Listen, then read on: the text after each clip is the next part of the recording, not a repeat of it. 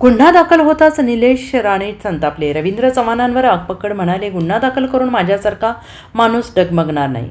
मालवण नगर परिषद निवडणुकीच्या निमित्ताने गेल्या काही दिवसांपासून भाजप आणि शिंदे गटाचे आमदार निलेश राणे यांच्यात संघर्ष रंगलेला आहे आणि या संघर्षाने शनिवारी आणखीन पुढची पायरी गाठली. कारण मालवण पोलिसांकडून निलेश राणे यांच्यावर भाजप कार्यकर्त्याच्या घरी बेकायदेशीरपणे घुसल्याप्रकरणी गुन्हा दाखल करण्यात आलेला आहे आणि यामुळे निलेश राणे आणि भाजप यांच्यातील संघर्ष आणखीनच वाढण्याची शक्यता आहे.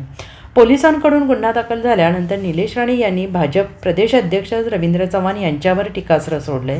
माझ्यावर गुन्हा दाखल झालेला आहे हे अपेक्षित होतं. ज्यांच्या घरात पैसे सापडले त्यांना साधी नोटीस देखील देण्यात आलेली नाही, मात्र माझ्यावर गुन्हा दाखल करण्यात आलेला आहे. आम्ही गुन्हा पकडून दिला, हा आमचा गुन्हा झाला. ज्याने कॅमेरा पकडला त्याला देखील आरोपी करण्यात आले आणि हे सर्व दबावाखाली सुरू आहे हे स्पष्ट दिसतंय. तुमची लोक काही केलं तरी त्यांना मोकाट सोडलं जातं. हे सगळे अधिकार आहेत. चोरी करा, डाका डाळा, पैसे उधळा, त्यांना सगळे अधिकार आहेत. निवडणुकीत अजून माझ्यावर 10 केसेस झाले तरी मी पुढचे 3 दिवस त्यांना सोडणार नाही. आता पोलीस मला अटक कधी करणार, असा सवाल निलेश राणे यांनी विचारला आहे. गुन्हा दाखल करून माझ्यासारखा माणूस डगमगणार नाही. रवींद्र चव्हाण यांच्या मार्गदर्शनाखाली हे सगळं चालू आहे. ते किती वेळाने कोणाकोणाच्या नंबरवर फोन करत आहेत, त्यांचा PA किती लोकांच्या संपर्कात आहे, हे सर्व मला माहीत आहे, असंही निलेश राणे यांनी म्हटलं आहे. आणि या टीकेला आता रवींद्र चव्हाण काय उत्तर देणार याकडे सगळ्यांच्या नजरा लागल्या आहेत. गुन्हा दाखल झाला आहे, पण त्यांच्यावर नाही, माझ्यावर. हे अपेक्षितच होतं. त्यांना साधी नोटीसही नाही आणि माझ्यावर जरा खाली घ्याल प्लीज, जरा प्लीज, नाही नाकात जाईल ते. नाही तर गुन्हा दाखल झालेला आहे आणि जसं मी सांगितलं हे अपेक्षित होतं. याच्यात काय नवीन नाही. मी परवा देखील आपल्याशी बोललो आणि अजून ज्यांच्या घरात पैसे सापडले त्यांना साधी नोटीस नाही, त्यांना साधं पोलीस स्टेशनमध्ये बोलवलंही नाही आणि आम्ही तो गुन्हा पकडून दिला, हा आमचा गुन्हा झाला. बघा कसं चाललं आहे ते. माझी काय हरकत नाही, पण जी कलमं लावली गेली, ज्या लोकांना म्हणजे आरोपी केलं गेलं माझ्यासहित, जो ज्यांनी कॅमेरा पकडला होता ना, त्याला पण आरोपी केला आहे. काय म्हणणार आपण याच्यामध्ये? सांगण्यासारखं दुसरं आता काय राहिलेलं नाही. आम्हाला हे अपेक्षितच होतं आणि दबावाखाली हे सगळं चाललं आहे हे आता स्पष्ट दिसतं आहे. म्हणजे तुमची लोक मोकाट काही केलं तरी त्यांना सगळे अधिकार आहेत.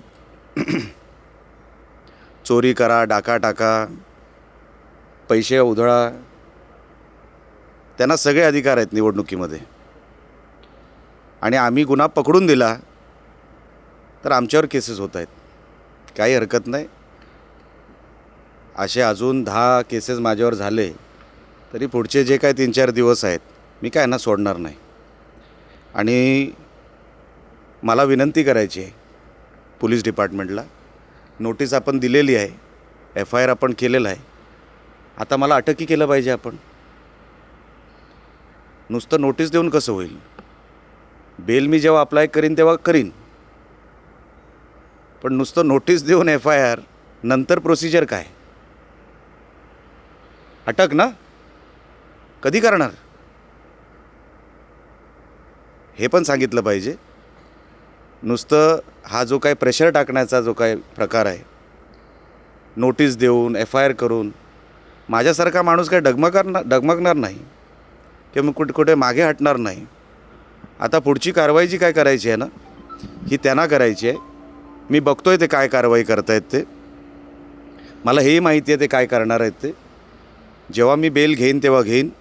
आता आज नोटीस आलेली आहे, म्हणजे माझ्याबरोबर जे कोण आहेत त्यांनाही नोटीस आलेल्या आहेत. आता पुढची प्रोसिजर पोलिसांना करायची आहे.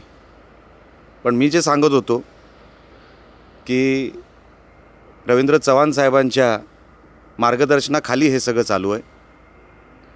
ते किती वेळा फोन करत आहेत, कोणाकोणाच्या नंबरवर फोन करत आहेत, त्यांचा PA किती लोकांना फोन करतो आहे, किती लोकांच्या टचमध्ये आहे, हे मलाही सगळं माहिती आहे.